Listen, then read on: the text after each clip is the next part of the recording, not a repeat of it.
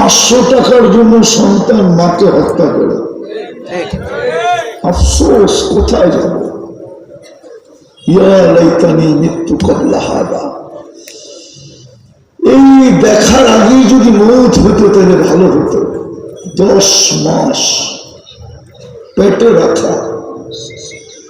আবু হুরায়রা রাদিয়াল্লাহু তাআলা আনহুকে একজন জিজ্ঞাসা করতেছিল, যুবক, যে আমি মার ঋণ শোধ করতে চাই। তো জিজ্ঞাসা করছে, তুই কি করে করবি বল? বলছে, আমি মদিনার থেকে মাকে পিঠে উঠাবো,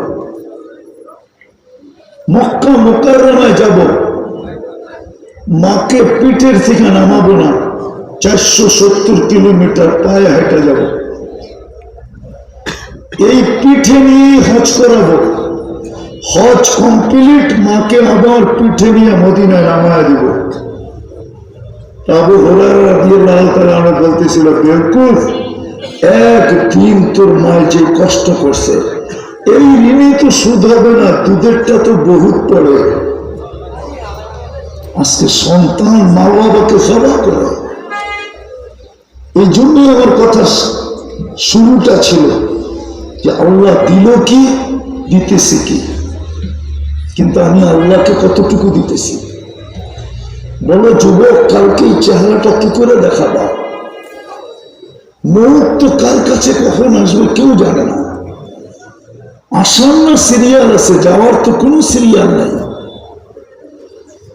এই জন্যই তো আল্লাহ চিৎকার দিতেছে, এই জন্যই তো আল্লাহ ডেলি আমাদের কানে ধ্বনি দেন, ডেলি শাবাব লা ইয়াক্তারুকা শাবাবুকা। যুবক, যৌবন যেন তোমাকে ধোঁকা না দেয়। আজকে বিবেক আমাদেরকে ধোঁকা দেয়, বুদ্ধি আমাদেরকে ধোঁকা দেয়, বিদ্যা সিদ্ধা আমাদেরকে ধোঁকা দেয়, অ্যানালাইসিস করতে চায় না।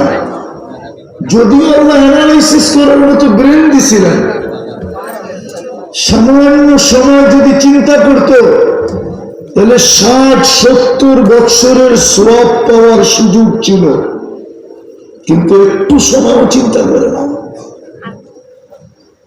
একটু সময় চিন্তা করে না যে আল্লাহ আমাকে দিলেন কি, দিতেছেন কি।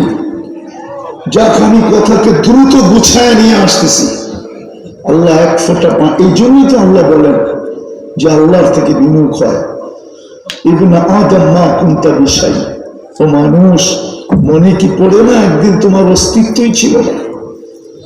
কুনতা মা মাহিনা, তুমি নিকৃষ্ট পানির ফোঁটা ছিল।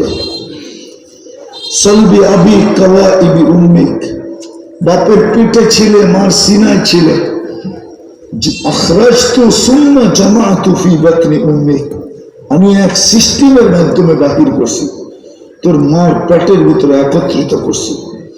গসাইতু ফিল গিসা, পর্দা দ্বারা আবদ্ধ করছি। ফি সালাসি যুলুমাত, 3 অন্ধকারের ভিতরে। শুন, সাথে সাথে কি করছি জানিস? তোর অস্তিত্বের অনুভূতি হইতে দেরি, বরং অস্তিত্বের আগেই জাআলতু লাকা হানানা, তোর জন্য ভালোবাসার চাল বলছি। মা বাবার 2 জনের বন্ধন হইতে দেরি, 2 জনের বুকের ভিতরে তোর জন্য ভালোবাসার ঢেউ খেলতে দেরি করে নাই, যে কবে আমাদের কোল ভরবে। ভালোবাসার ঢেউ খেলায় দিছে।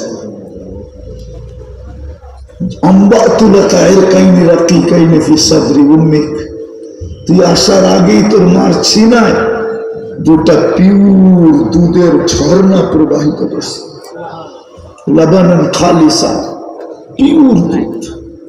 সত্য এটাই। দুনিয়ায় কতই তো প্যাকেটজাত দুধ দেখলাম বাচ্চাদের, আজ পর্যন্ত সবগুলার গায়ে লেখা দেখলাম মায়ের দুধের কোনো বিকল্প নাই। আল্লাহ বলে এইখানেই শেষ না, হাররান ফিস শীতা, শীতের ছোঁয়া আসতে দেরি, আমি গরম করতে দেরি করি নাই।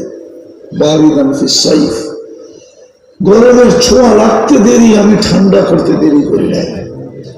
তুই পেটের ভিতরে ছিলি পানি, সুম্মা দামা, পরে রক্ত, সুম্মা মুদগা, রক্ত পিণ্ড, সুম্মা ইযামা, পরে কঙ্কাল। ওয়া কাসাইতু আলাইহি লাহমা, এর উপর আমি গোশত আর চামড়ার আবরণ চড়াই দিছি।